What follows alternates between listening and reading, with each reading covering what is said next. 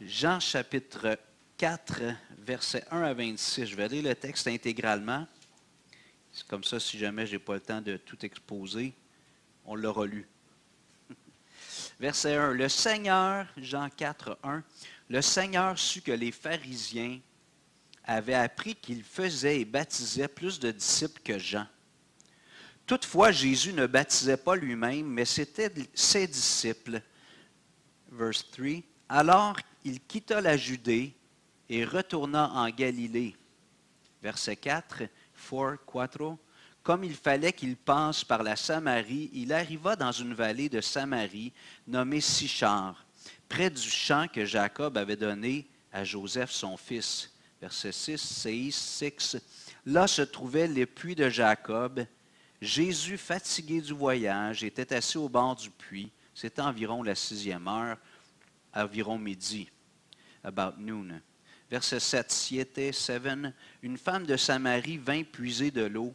Jésus lui dit, « Donne-moi à boire. » Verset 8, car ses disciples étaient allés à la ville pour acheter des vivres. 9, la femme samaritaine lui dit, « Comment toi qui es juif, me demandes-tu à boire à moi qui suis une femme samaritaine? » Les Juifs, en effet, n'ont pas de relation avec les Samaritains. Verset 10, Jésus lui répondit, « Si tu connaissais le don de Dieu, et qui est celui qui te dit, « Donne-moi à boire », tu lui aurais toi-même demandé à boire, et il t'aurait donné de l'eau vive. Verset 11, Seigneur, lui dit la femme, tu n'as rien pour puiser, et le puits est profond. D'où aurais-tu donc cette eau vive? Verset 12, 12. Es-tu plus grand que notre père Jacob qui nous a donné ce puits et qui en a bu lui-même, ainsi que ses fils et ses troupeaux? Verset 13. Jésus lui répondit, quiconque boit de cette eau aura encore soif, mais celui qui boira de l'eau que je lui donnerai n'aura jamais soif, et l'eau que je lui donnerai deviendra en lui une source d'eau qui jaillira jusque dans la vie éternelle. Verset 15, la femme lui dit, Seigneur, donne-moi cette eau, afin que je n'ai plus soif et que je ne vienne plus puiser ici. 16, va, lui dit Jésus, appelle ton mari et viens ici. 17, la femme répondit, je n'ai point de mari. Jésus lui dit, tu as eu raison de dire, je n'ai point de mari. 18, car tu as eu 5 maris, et celui que tu as maintenant n'est pas ton mari. En cela, tu as dit vrai. 19, Seigneur, lui dit la femme, je vois que tu es prophète. Verset 20, nos pères ont adoré sur cette montagne, et vous dites, vous, que le lieu où il faut adorer est à Jérusalem. 21, Femme, lui dit Jésus, crois-moi, l'heure vient où ce ne sera ni sur cette montagne, ni à Jérusalem que vous adorez le Père. 22, vous adorez ce que vous ne connaissez pas, nous adorons ce que nous connaissons, car le salut vient des Juifs. 23, mais l'heure vient et elle est déjà venue où les vrais adorateurs adoreront le Père en esprit et en vérité, car ce sont là les adorateurs que le Père demande. 24, Dieu est esprit et il faut que ceux qui l'adorent en esprit et en vérité. 25, 26, 26, la femme lui dit, je sais que que le Messie doit venir, celui qu'on appelle Christ. Quand il sera venu, il nous annoncera toutes choses. Jésus lui dit, je le suis, moi qui te parle. Quelle belle rencontre, une rencontre divine en Samarie.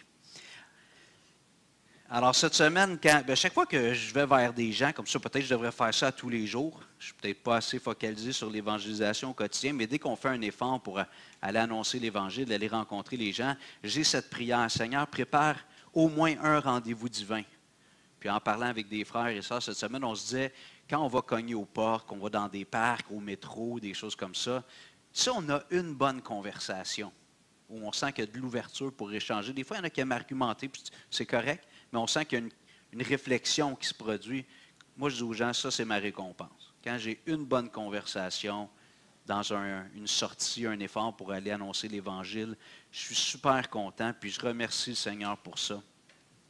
Eh bien, Jésus ici avait déjà préparé. Évidemment, Jésus, c'est le Fils de Dieu, il connaît toutes choses, il connaissait ce qui allait se produire, puis volontairement, Jésus a décidé d'aller en Samarie. Quelques observations avant d'aller dans le cœur de cette rencontre. Ici, on voit que Jésus dépasse Jean-Baptiste. Le contexte, Jean nous dit au verset 1, le Seigneur sut que les pharisiens avaient appris qu'il faisait et baptisait plus de disciples que Jean. Toutefois, Jésus ne baptisait pas lui-même, verset 2, mais c'était ses disciples. Alors, il quitta la Judée et retourna en Galilée. C'est intéressant de voir ici que Jésus ne s'attarde pas à l'élément populaire. Jésus est en Judée, qui est comme la province névralgique du peuple d'Israël. Puis, Jésus est rendu plus populaire que Jean-Baptiste. Les gens veulent se faire baptiser maintenant, non plus du baptême de Jean-Baptiste, mais du baptême de Jésus. Et on voit l'humilité du Seigneur, ce n'était même pas lui qui baptisait, il laissait ses disciples baptiser. Le texte n'explique pas pourquoi, mais une hypothèse, c'est que Jésus savait ce que ça ferait dans le cœur d'une personne par rapport aux autres s'il avait été baptisé par Jésus. Dans l'Église, ça dirait, moi j'ai été baptisé par Jésus, toi tu as été baptisé par Pierre, par Thomas. Je pense aussi souvent au fait que Jésus ne s'est pas marié, il n'a pas eu d'enfant. Imaginez la descendance biologique de Jésus, si elle existait encore. Ce serait des demi-dieux. Vous comprenez? Imaginez s'il y avait quelqu'un qui vivait sur la terre actuellement qui était un descendant biologique de Jésus. Vous connaissez Achille, ce personnage dans les légendes grecques, qui était le fils de Zeus et d'une femme humaine. Puis lorsqu'il est né, Zeus l'a tenu par le talon. Et il était trempé dans la divinité.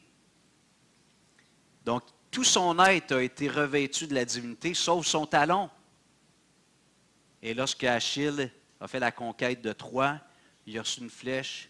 Il était invincible. On ne pouvait jamais le battre, mais il a reçu une flèche dans son talon, ce qu'on appelle le fameux talon d'Achille, qui est la faiblesse d'une personne.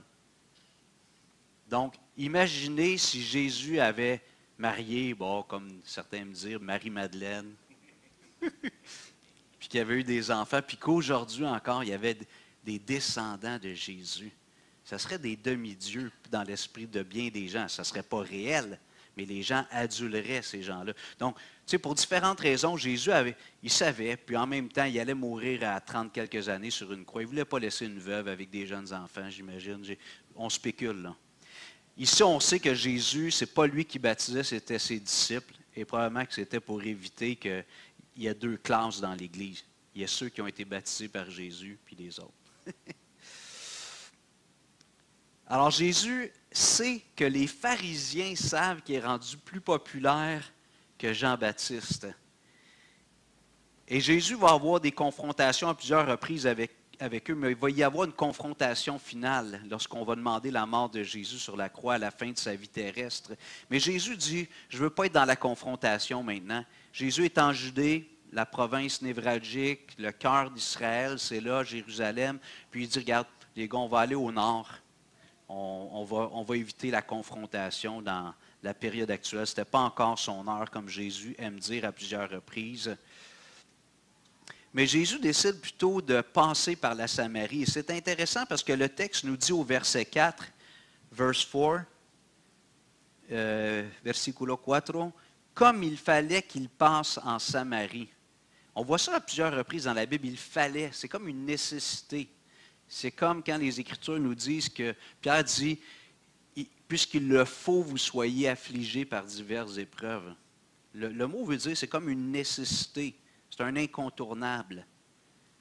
Dieu permet des épreuves dans nos vies. Il faut que vous soyez éprouvés par diverses épreuves. Ça fait partie du plan de Dieu, les épreuves dans la vie du chrétien. Mais ici, Jésus avait un rendez-vous divin en Samarie. Normalement, les Juifs faisaient le tour. Ils ne passaient pas par la Samarie.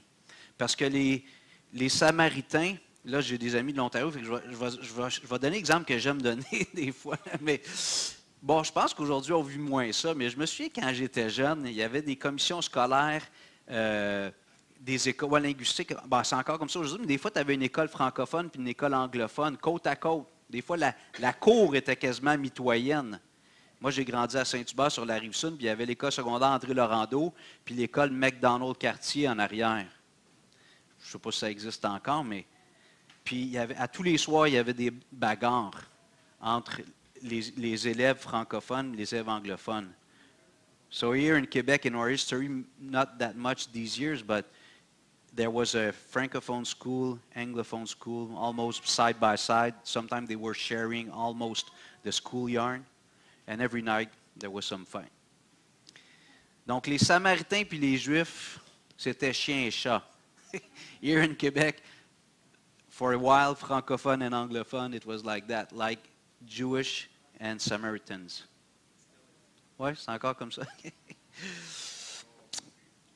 Je pense que c'est un petit peu moins intense, mais en tout cas, des fois, c'est d'autres. Alors, normalement, les Juifs faisaient le tour. Parce que pour eux, les Samaritains, en fait, dans l'histoire, c'est que Israël ont été envahis à plusieurs reprises dans leur histoire. Ils s'éloignaient de Dieu, puis la façon que Dieu cherchait à les ramener à lui, il les punissait comme un bon papa qui reprend son enfant, et il permettait, après plusieurs avertissements, il permettait qu'une autre nation, les Assyriens, puis ainsi de suite, viennent les conquérir. Et la Samarie était une province qui avait été conquise, puis il y a eu un peu de métissage. L'amour fait son œuvre, puis il y a eu des Juifs et des Juives qui ont formé des couples avec des étrangers, ce que Dieu interdisait a priori. Puis ça a donné, excusez-moi l'expression, mais des petits bâtards. Vous savez c'est quoi des pures races, des chiens pure race? Mais là, quand ils se sont mixés comme ça, pour les Juifs, les Samaritains, c'était des bâtards. C'était pas des purs. Il y avait un peu de sang juif, d'héritage juif en eux. Ils adoraient Dieu, ils lisaient la loi, mais ce n'était pas des purs, c'était des mélangés. Donc les Juifs, culturellement, n'aimaient pas les Samaritains. C'était des deuxièmes classes, puis ils ne voulaient pas de relation avec eux. Ils contournaient la Samarie. Mais le texte nous dit ici que Jésus, comme il fallait qu'il passe en Samarie, Jésus voulait aller rencontrer cette femme-là. Et là, Jésus va passer par-dessus les barrières culturelles, les barrières sociales. Au verset 7, verses 7 and following, versículo 7, 8 y 9, versets 7 à 9. Une femme de Samarie vint puiser de l'eau. Jésus il envoie les disciples chercher de la nourriture. Juste un commentaire intéressant. Jésus envoie les disciples chercher de la nourriture dans une ville de Samarie. Fait qu'il est challenge. Il dit aux gars, vous allez dans la ville d'impurs chercher un lunch. Alors, mais lui, il s'assoit au bord d'un puits, il a soif. Verset 7. Une femme de Samarie vint puiser de l'eau. Jésus lui dit, donne-moi à boire. Car ses disciples étaient allés dans la ville pour acheter des vivres. La femme samaritaine lui dit, comment toi qui es juif me demandes-tu à boire, à moi qui suis une femme samaritaine? Et Jean ajoute le commentaire, les Juifs en effet n'ont pas de relation avec les Samaritains. Alors Jésus provoque la discussion. Jésus franchit les barrières culturelles, les préjugés ethniques. Et moi, j'aime dire, peut-être que vous allez dire, je ne suis pas d'accord avec toi, Hugo, mais je crois que fondamentalement, naturellement, l'être humain, nous sommes xénophobes. On n'aime pas les gens qui ne sont pas comme nous. Je ne parle pas juste de la couleur de la peau, de la langue ou de l'origine géographique. Juste des gens qui ne pensent pas comme nous, on a la tendance à les mettre de côté. On le voit au secondaire, les groupes, la méchanceté entre des cliques, soit ethniques ou idéologiques. Naturellement, puis on le voit dans l'Église, quand on est la même gang tout le temps ensemble, quand il arrive quelqu'un à l'Église qui n'est pas comme de notre gang, on n'a pas toujours le réflexe d'aller vers la personne, d'être accueillant comme si c'était n'importe qui d'autre. Et je crois que c'est un réflexe naturel, qui n'est pas un bon réflexe. Alors nous sommes, je crois, xénophobes un peu, beaucoup pour d'autres, naturellement. Si vous n'êtes pas d'accord, il n'y a pas de problème, ce n'est pas une doctrine biblique. Mais Jésus passe par-dessus cette barrière. Et c'est un exemple formidable pour nous, les chrétiens, parce qu'on a tendance justement à aller vers ceux qui nous ressemblent. Alors, quand on cognait aux portes cette semaine, qu'on interagissait avec des gens, il y a des gens, on dirait qu'il y a comme un fit naturel, puis il y en a d'autres, finalement, on est content qu'ils ne sont pas intéressés. On ne le dit pas, on ne le verbalise pas, ce n'est pas toujours conscient, mais pas grave. C'est correct de passer à l'autre porte. Mais Jésus volontairement allait vers les gens qui étaient un peu considérés comme des traîtres de la nation. On le vu avec Zachée la semaine passée. Il va chez le chef de la mafia juive. Il va manger chez lui, il passe la journée chez lui. Donc Jésus transcende les différences sociales, ethniques, culturelles. Et il lui demande, il initie la discussion, il veut l'emmener sur le sujet du salut. Il dit, donne-moi à boire. Parce que la femme est venue puiser de l'eau, fait qu'elle a sa chaudière. Jésus, il n'en a pas, il ne traîne pas sa chaudière toujours avec lui. Il demande à la femme de lui donner à boire. Puis là, la femme lui dit, on le voit dans ses réactions, « Comment, toi qui es juif, verset 9, versiculo 9, verse 9, la femme samaritaine lui dit, « Comment, toi qui es juif, me demandes-tu à boire à moi qui suis une samaritaine? » Les Juifs, en effet, n'ont pas de relation avec les Samaritains. Donc, deux éléments culturels, un qui est souvent marqué dans les commentaires. Premièrement, on vivait à une époque, on le voit encore aujourd'hui dans certains pays du monde, où il y a une certaine barrière entre les hommes et les femmes, donc une question de genre. Donc, à cette époque-là, c'était commun. En général, un homme va chercher à parler au mari de la femme, pas à la femme. Donc, il s'adresse à une femme, pas seulement une femme, une Samaritaine, puis on va voir dans la suite qu'en plus, c'était une femme qui était particulière. Mais Jésus s'adresse à elle, puis il dit, « Écoute, tu peux m'aider, moi, je n'ai pas de chaudière, pourrais-tu me donner un petit peu à boire? » Et la femme réagit, « Comment, toi qui es juif, me demandes-tu à boire, à moi qui suis une Samaritaine? » Elle est surprise. Et ce qu'on peut déduire un peu aussi, on va voir dans la suite avec ce qu'on sait sur la femme, mais elle vient à midi. Puis normalement, midi, ce n'est pas un bon temps pour faire une longue marche. Il fait chaud dans ces régions-là du monde. À midi, le soleil est à son zénith, ça tape sur la tête. On va chercher de l'eau tôt le matin ou plus tard en soirée quand le soleil est sur son déclin. Donc, cette femme-là, c'était probablement, c'est ce que les commentaires disent souvent, peut-être que vous l'avez entendu, mais c'était vraiment une femme qui cherchait un petit peu à être en marche parce qu'elle n'était pas très, très appréciée dans sa propre communauté en raison de son historique matrimonial et amoureuse ou relationnelle. Alors, cette femme-là vient chercher de l'eau à l'heure du midi. Jésus la voit, puis il a pris le temps de traverser la Samarie. Il savait qu'il allait voir cette femme-là au puits, puis qu'il allait lui annoncer l'Évangile. Jésus était très intentionnel. Rien n'était laissé au hasard. Puis là, la femme lui dit, je m'excuse, je vais un petit peu plus loin. Verset 10, verse 10 and following, verset 10, versiculo 10. La femme vient de lui dire, « OK, pourquoi tu me parles? Parce que toi, tu es juif, moi, je suis une femme samaritaine. » Jésus lui répondit, verset 10, « Si tu connaissais le don de Dieu, et qui est celui qui te dit, « Donne-moi à boire? » Merci. Gloire à Dieu. Hey, il faut immortaliser ça. Merci, ma samaritaine préférée. Non, non. Merci, Paulette, t'es gentille. OK. Alors, Jésus lui répondit, « Si tu connaissais le don de Dieu et qui est celui qui te dit, donne-moi à boire, tu lui aurais toi-même demandé à boire et il t'aurait donné de l'eau vive. » Jésus est en train de semer l'Évangile dans le cœur de cette femme-là. Il veut lui donner soif. Il dit, « Si tu savais qui je suis, toi, tu m'aurais demandé de l'eau. » La réponse de la femme, verset 11, versiculo 11, verse 11, « Seigneur, lui dit la femme, tu n'as rien pour puiser et le puits est profond. D'où aurais-tu donc cette eau vive? Es-tu plus grand que notre père Jacob qui nous a donné ce puits et qui en a bu lui-même ainsi que ses fils et ses troupeaux? » La femme ici, elle lui dit, « Écoute, de quoi tu parles? » Il dit, « Tu n'as rien pour aller chercher de l'eau. » Puis là, elle lui dit, « Est-ce que tu es plus grand même que Jacob? » Donc, les Samaritains s'identifiaient comme des descendants de Jacob. Jacob, c'est le premier nom d'Israël. Israël, c'est son deuxième nom que Dieu lui a donné. Donc, ils s'identifiaient eux-mêmes comme des descendants d'Israël. Est-ce que tu es plus grand que Jacob pour me donner toi-même une eau qui est encore meilleure que celle-ci? Verset 13, 13, Jésus lui répondit, « Quiconque boit de cette eau aura encore soif, mais celui qui boira de l'eau que je lui donnerai n'aura jamais soif. Et l'eau que je lui donnerai deviendra en lui une source d'eau qui jaillira jusque dans la vie éternelle. » C'est un de mes versets favoris, les versets 13 et 14. J'aime tellement ces versets-là. Puis je trouve que le Seigneur de l'humour, j'ai été 12 ans à Rivière-du-Loup. Le nom de la ville, c'est Rivière-du-Loup. L'église s'appelait l'église de la Rivière, baptiste évangélique. Puis le Seigneur me fait déménager à Rivière-des-Prairies. Donc, depuis ce temps-là, j'ai dit mon surnom, c'est le riverain. Hugo, le Seigneur me fait passer d'une rivière à l'autre, mais j'aime l'eau vive. J'aime l'eau.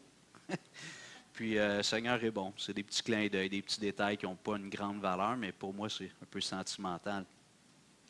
Jésus lui dit, quiconque boit de cette eau, en parlant de l'eau qui vient du robinet ou qui vient du puits, aura encore soif. Mais celui qui boira de l'eau que je lui donnerai n'aura jamais soif.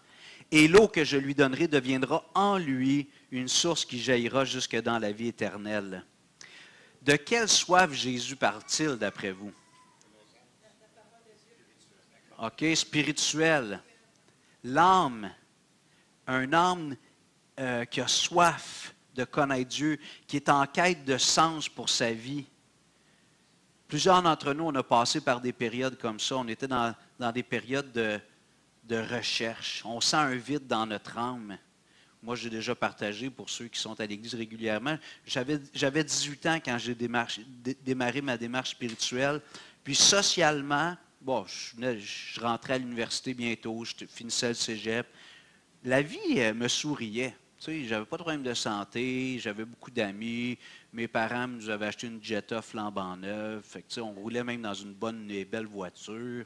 J'avais ma petite amie, des chums. Tout allait bien. Je m'en allais à l'université au début en actuariat. Finalement, j'ai changé de... Mais en dedans de moi, il y avait un vide. Puis justement, d'aspirer à cette vie humainement, une réussite humaine, je me disais, il y a probablement plus que ça dans la vie. Il y a quelque chose de plus que la réussite. Oh, le Seigneur t'appelle? Suzette, j'ai pas. T'as-tu fait le. OK, merci, excuse-moi. Je n'ai pas été attentif, merci. Alors, peut-être que tu es là. Peut-être que c'est pour ça que tu es ici ce matin, parce que tu as une soif dans ton âme. Et on dirait que tu cherches dans toutes sortes de choses depuis des années, puis tu n'es jamais désaltéré. C'est de cette eau-là que Jésus parle. Et ce qui est étrange en nous, l'être humain, il y a un peu comme une forme de dualité. On sait qu'on a cette soif, on a une aspiration à quelque chose de plus grand, quelque chose de plus satisfaisant, mais en même temps, on ne veut pas que ce soit Dieu. Parce que le concept de Dieu, c'est un être qui est au-dessus de nous. On l'a vu dans les chants ce matin. Souvent, une des positions physiques qui est exprimée dans le christianisme, c'est d'être à genoux devant Dieu. Pour un chrétien, pas de problème. Moi, de me mettre à genoux devant Dieu, là, je peux me coucher par terre. Je ne me sens pas diminué. Faire ça devant M. Trudeau, M. Legault, ça prendrait un petit peu plus d'effort. OK? Mais à l'époque, ils faisaient ça devant les rois, tu sais. Donc, un genou par terre, serment d'allégeance, les chevaliers, tout ça. Mais devant Dieu, je trouve ça nullement dégradant. Je ne me sens pas diminué quand je me couche par terre devant Dieu. On voit dans la Bible des fois la face contre terre. Je n'ai jamais fait ça, là, mais je ne me sens pas diminué. J'ai de la joie. Les autres chrétiens, sentez-vous ça? Quand vous vous prosternez devant Dieu, avez-vous de la joie? Moi, j'ai de la joie. De dire à Dieu, c'est toi le patron. Je suis ton serviteur. Je suis ton esclave. Fais ce que tu veux avec moi. Tu es le meilleur. Fais ce que tu veux avec moi. Donc, ce que Jésus veut faire ici, il veut offrir à cette femme la source d'eau vive. Il veut étancher sa soif spirituelle.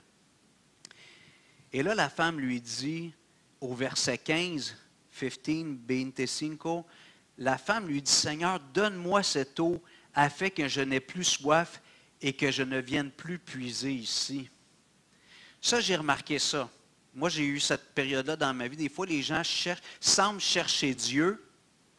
Ils veulent combler quelque chose dans leur vie, mais ce n'est pas l'essentiel.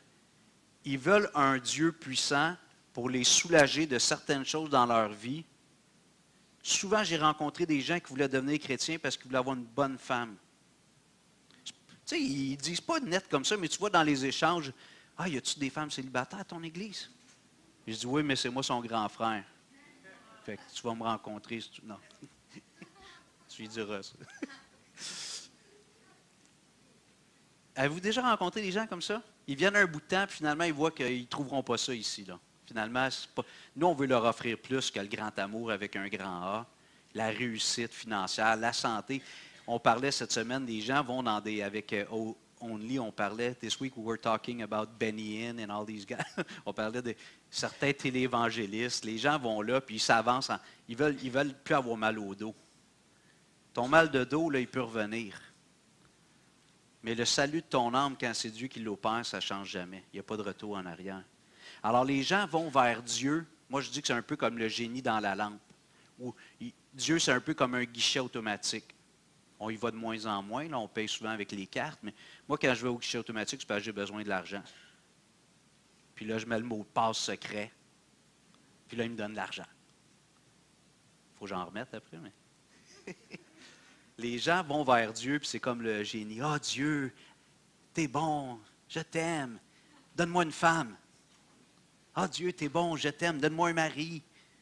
Donne-moi un bon emploi, protège-moi dans mon voyage, aide-moi à bien garder les buts. » Vous vous souvenez des joueurs de hockey qui font des signes de croix ou les gardiens de but, Patrick Roy, signe de croix avant la game, ça va aller mieux. Jésus garde les buts. Mais Jésus dit à cette femme-là, « Moi, je veux t'offrir quelque chose de plus satisfaisant que ce à quoi tu aspires. » Et cette femme-là lui dit, « Moi, je ne veux plus venir à ce puits-là, c'est un sujet de honte. Je viens sur l'heure du midi parce que si je viens à l'heure de pointe, les gens me méprisent. J'aimerais ça, Jésus, qui nous donne de cette eau-là, que j'ai un robinet chez nous, plus besoin d'aller vivre ce genre de honte sociale-là. » Donc, elle dit à Jésus, « Donne-moi cette eau, mais pour satisfaire un besoin qui n'est pas le besoin fondamental de son âme, mais plus fuir le mépris social, probablement. » Alors, peut-être que tu cherches Dieu actuellement, tu as l'impression que tu cherches Dieu, mais ta motivation profonde n'est pas la bonne. Dieu veut combler plein de choses dans nos vies. Dieu m'a donné une femme formidable, m'a donné un emploi, plein de choses. Mais quand je suis venu au Seigneur à la fin, ce dernier soir-là d'octobre ou de novembre 91, j'arrêtais de négocier avec Dieu. Avant, je négociais. OK, si je suis chrétien, tu vas-tu arranger ça dans ma vie? Si je suis chrétien, tu vas-tu faire ça? Et malheureusement, il y a plein de prédicateurs aujourd'hui qui prêchent au nom du christianisme. Ils annoncent un évangile de la réussite, du succès, de la prospérité. Viens à Jésus et tout va aller bien dans ta vie. C'est drôle, le chef des chrétiens, il n'y avait pas de maison. C'est un sans domicile fixe, puis il est mort sur une croix. Mais ses disciples, eux autres, vont être riches. La vie va être bien allée, jamais malade. C'est drôle, hein? Je ne sais pas où ils ont pris cet évangile-là. Je continue. Verset 11. Je l'ai dit, excusez-moi. On s'en va au verset, j'accélère, verset 16, 16, 16.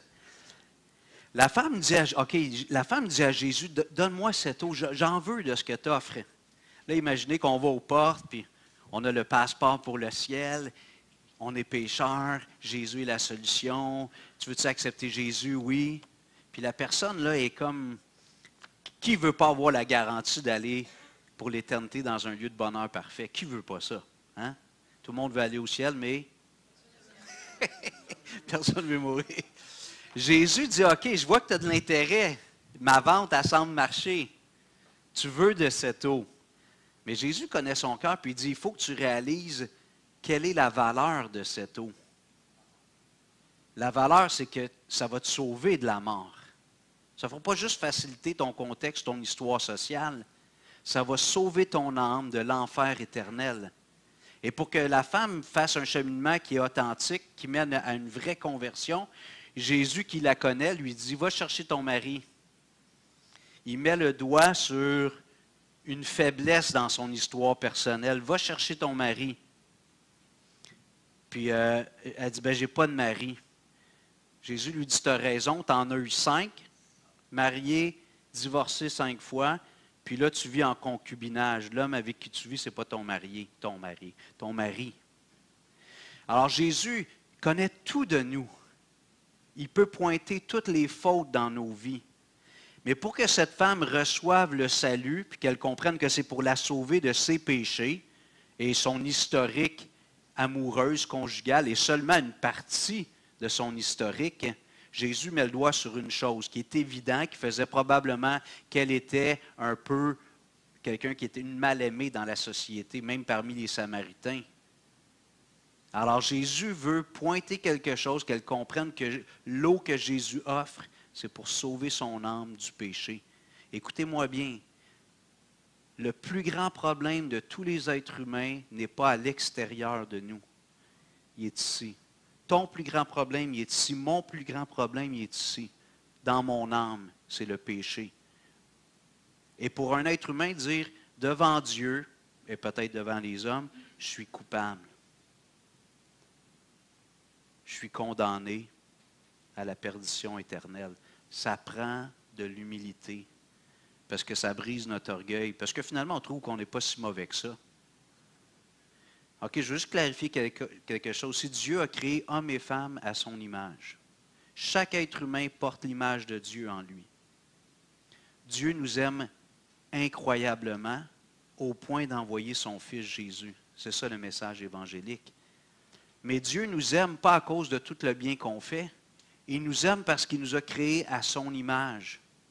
Nous sommes sa gloire, l'humanité, nous sommes la gloire de Dieu dans l'univers. C'est nous la gloire de Dieu. Mais à cause de nos péchés, cette gloire-là est altérée et brouillée. Alors Dieu t'aime. Richard, where are you? Okay. Il y avait un petit bracelet, puis le premier, c'est un diamant. C'est un petit bracelet avec 5 images pour évangéliser. The first picture is a diamond. Et il commence pour dire, hey, sais-tu qu'aux yeux de Dieu, tu es un diamant?